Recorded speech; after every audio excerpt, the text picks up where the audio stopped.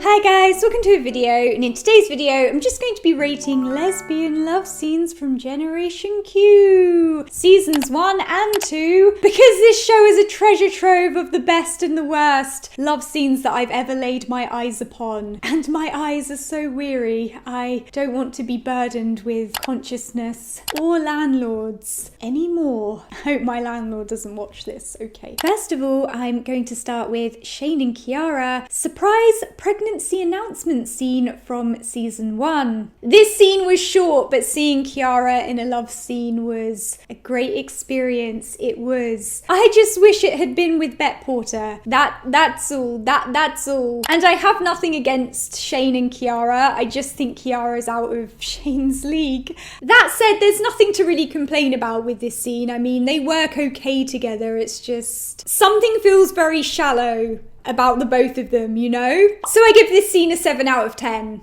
Next up, we have the Nat and Gigi reconnection from season 1. I have mentioned this scene many times because I do believe this is the greatest love scene that I have ever laid my eyes upon. I do. Sepida and Stephanie just did such a fantastic job. I felt like I was watching something real, and this scene is so raw, so intimate, and so tender. I mean, Gigi just is some kind of heartthrob Lothario. I am gay for her. I mean, I'm gay already, but I'm gayer for her, okay. Oh my gosh, I love this scene, 11 out of 10. Next up, we have the Bet and Pippa art special from season 2. I really wanted to like this scene, but I just felt like Vanessa Williams was uncomfortable doing this kind of scene with another woman, and it showed on camera. And it's a shame because Bet and Pippa really do have chemistry with each other, and I really wanted these two to work, but this love scene just kind of held the both of them back. I mean, this scene was artistically beautiful and it was well directed, but it just wasn't able to reach its full potential because I felt like Vanessa Williams was slightly uncomfortable. And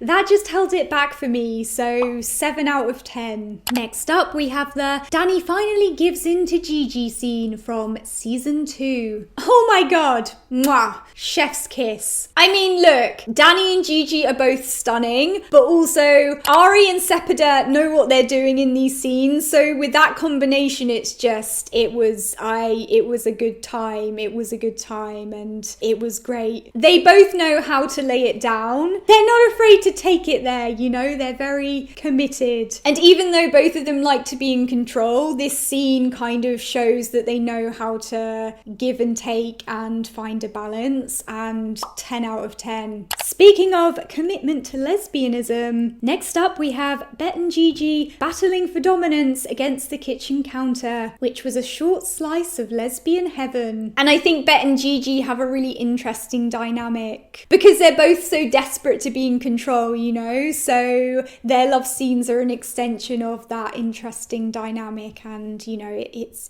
Bet and it's Gigi, so it's hot. It's hot. It's 10 out of 10. I'm lesbian. Okay. Next up, we have the first ever Danny and Sophie love scene from season 1. There's many scenes to choose from with these two, but we'll go with their first one because reasons. I have to hand it to these two. I mean, they both really showed up for these scenes, and you could tell they were putting the effort in. Like, you could tell that. Both of them are just out there, you know. These scenes are quite explicit. They are. But there was just no real spark between these two, so it's kind of really hard to enjoy these scenes, which is a shame because there's a lot of them. There is. And neither of the actors are to blame. I mean, you can tell they're both showing up for these scenes. It was just on the casting director and on the showrunner, who have no idea what chemistry looks like, apparently. Okay. And sometimes in these scenes it feels like Sophie has a bit of a barrier up, and I don't know, maybe that contributes to it. There's just no zhuzh, you know? 4 out of 10. Next up, we have Sophie and Finley screwing around at work, quite literally from season 1. These two work a lot better than Sophie and Danny, in my opinion. I mean, not to the point where I'm invested in them, but still, I can see there's a bit more of a connection between these two, and it feels a bit more balanced. Like, it just seems like Sophie has less of a barrier up with Finley. And I quite like that there was a light-hearted approach to this scene. I mean, it was something different. 6 out of 10. Next up, we have the Alice, Nat and Gigi threesome scene in season 1. Oh my god, this was lesbian heaven. It was lesbian heaven. Oh my gosh, there was no dream that did not come true in this scene. I mean, I don't even know where to begin because every part of this scene was just delicious. It was, oh my god, it was one of the best things to come out of this show. It was, all 3 actors were so committed in this scene, and you have to respect the choreography that went into this scene because, oh my gosh. And the eye contact between Nat and Gigi was the icing on top of the 3-way cake. It was, 11 out of 10.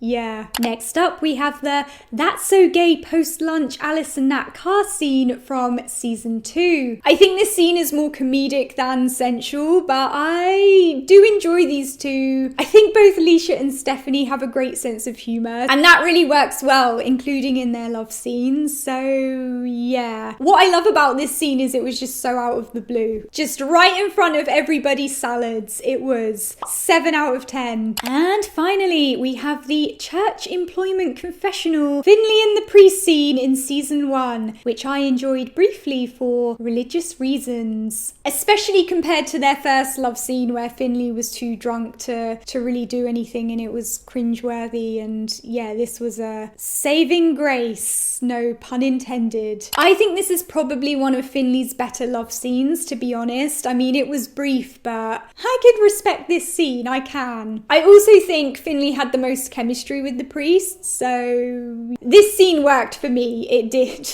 I want to like Finley, but the way that she's written is, it's like watching an adult child. It's really, really disturbing. But I appreciate this scene, so 7 out of 10. Okay guys, that was my list. Let me know your thoughts on my ratings, or don't. Just leave. But don't turn around, because you're gonna see my heart breaking. If you're a lesbian, if you're a woman who likes other women in the biblical sense, come and join the Sapphic Underground Club. Just come and join it. You will be supporting women's voices and woolly hats indoors. If it wasn't obvious, I was a homosexual before. The hat indoors kind of confirms it. It is the homosexual way. It is. Don't forget to subscribe for instant disappointment, and I'll see you guys soon. Bye.